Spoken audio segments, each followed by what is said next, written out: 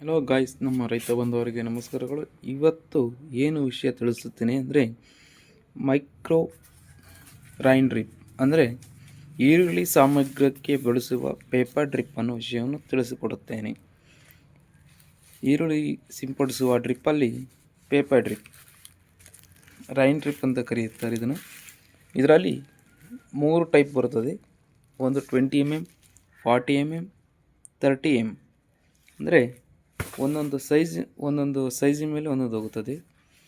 ಆದರೆ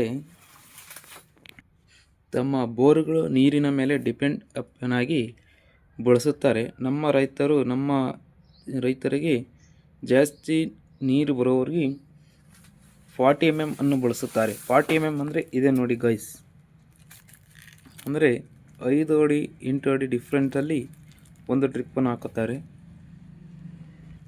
8 ಅಡಿ ಅಂದರೆ ಅಷ್ಟು ಕವರ್ ಮಾಡುತ್ತದೆ ಗಾಯ್ಸ್. ಸ್ಮಾರ್ಟ್ ವಿಡಿಯೋ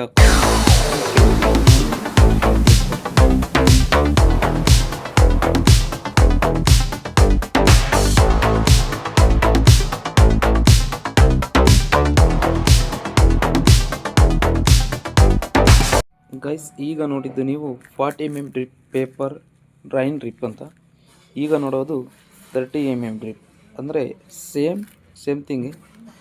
ಏನಂದರೆ ಇದು 4 ಅಡಿ ಅಥವಾ 6 ಅಡಿ ಒಳಗೆ ಹಾಕುತ್ತಾರೆ. ಅಷ್ಟು ಕವರೇಜ್ ಮಾಡಬಹುದು ಅಷ್ಟೇ. ಇದು ಇದರದೊಂದು ಸ್ಮಾರ್ಟ್ ವಿಡಿಯೋ ಹಾಕ್ತಾನೆ, ಇದನ್ನು ನೋಡ್ಕೊಂಬಂದ್ಬಿಡಿ.